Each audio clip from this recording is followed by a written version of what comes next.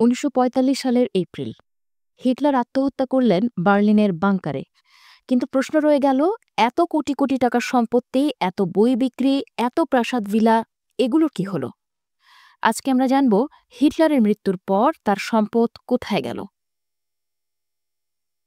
Hitler মৃত্যুর আগে তার শেষ উইল বা ওসিয়তনামায় লিখেছিলেন, আমার যা কিছু আছে এবং যদি এর কোনো মূল্য থেকে থাকে তবে তা সবই দলের কাছে যাবে। যদি দলটি আর না থাকে তবে তা সরকারের কাছে যাবে।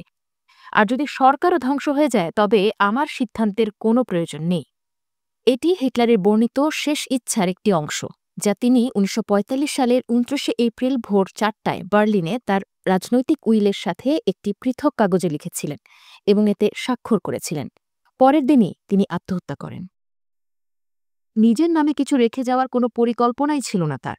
এমনকি তার সংগ্রহ করা চিত্রকর্ম ব্যক্তিগত কাজে নয়, বরং লিন্স শহরে একটি গ্যালারির জন্য বলে তিনি জানিয়েছেন। হিটলার সবসময় দাবি করতেন তিনি খুব সাদাসিধে জীবনযাপন করেন, জনগণের সামনে নিজেকে দেখাতেন অর্থসম্পদ তার কাছে কোনো বিষয়ই না।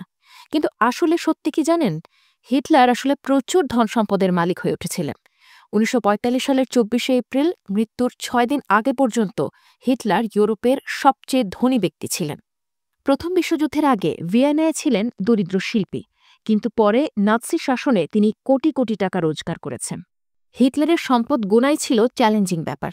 তার সম্পত্তি হিসাব করার জন্য বিভিন্ন গবেষণা, তথ্যচিত্র ও আয়ের বিভিন্ন উৎস, যেমন হিটলারের ছবি সম্বলিত টিকেট যা অনুদান সংগ্রহের জন্য ব্যবহৃত হতো, বিস্তারিতভাবে পরীক্ষা করা হয়েছিল। কেউ বলছে তার সম্পদ ছিল ১.৩৫ বিলিয়ন ইউরো, আর কেউ বলছে ৪৩ বিলিয়ন পর্যন্ত। এমনকি মার্কিন গোয়েন্দারা পেয়েছিলেন হিটলারের কয়েকশো মিলিয়ন ডলারের ব্যাংক অ্যাকাউন্ট। তবে বড় সমস্যা ছিল তার সম্পত্তির কোনো কাগজপত্রই আসলে পাওয়া যায়নি। সবকিছু ছিল গোপন আর জটিল। হিটলারকে সবচেয়ে ধনী বানিয়েছে তার বই মাইন কাম্ফ। শুরুতে বইটি বিক্রি হয়নি খুব একটা, কিন্তু হিটলার যখন জনপ্রিয় হলেন ততই বইয়ের বিক্রি আকাশ ছুঁল। এক পর্যায়ে বইটি স্কুলের পাঠ্যবই হয়ে গেল, এমনকি নবদম্পতিদের বিয়ের উপহার হিসেবেও দেয়া হতো। শুধু ১৯৩৩ সালেই বিক্রি হয় ১০ লাখ কপি। মিউনিক আর্কাইভের নথি অনুসারে হিটলার তার বই থেকে জার্মান মুদ্রায় ১.২৩২ মিলিয়ন মার্ক অর্জন করেছিলেন, যখন সাধারণ একজন শিক্ষকের বার্ষিক আয় ছিল মাত্র কয়েক হাজার মার্ক। এত আয় করার পরও হিটলার কর দিতেন না।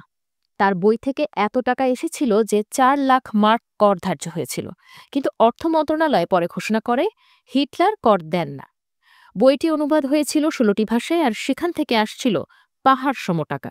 অর্থাৎ তিনি ছিলেন কোটি কোটি টাকার মালিক, অথচ সরকারের কাছে ছিলেন একেবারে করমুক্ত। হিটলারের মৃত্যুর পর সবকিছু বদলে গেল। নাৎসিরা হেরে যায়, মিত্রশক্তি বাজেয়াপ্ত করে তার সম্পদ। তিনি লিখেছিলেন, সব দলের কাছে যাবে, কিন্তু দল তো ভেঙে গেছে। রাষ্ট্রের কথাও বলেছিলেন, কিন্তু রাষ্ট্র আর টিকল না। শেষ পর্যন্ত তার সম্পদ ব্যাভারিয়া রাজ্যের হাতে চলে যায়। ব্যাভারিয়ান সরকার তার পাহাড়ি বাড়ি বোমা মেরে ধ্বংস করে, যেন সেটা কোনো পর্যটন কেন্দ্র না হয়ে যায়। তার পুরনো অ্যাপার্টমেন্ট হয়ে যায় পুলিশ স্টেশন। এমনকি মাইন কাম্ফ বইয়ের কপিরাইটও ২০১৫ সালে বাজেয়াপ্ত করা হয়, হিটলারের মৃত্যুর ৭০ বছর পর। তাহলে কোটি কোটি টাকার মালিক হয়েও হিটলার শেষমেশ নিজের উইল অনুযায়ী কিছুই রাখতে পারলেন না। তার সম্পদ বাজেয়াপ্ত হল, বাড়িঘর ভেঙে ফেলা হলো, বইয়ের কপিরাইটও চলে গেল। অর্থ, সম্পদ আর ক্ষমতার খেলা হয়তো সাময়িক।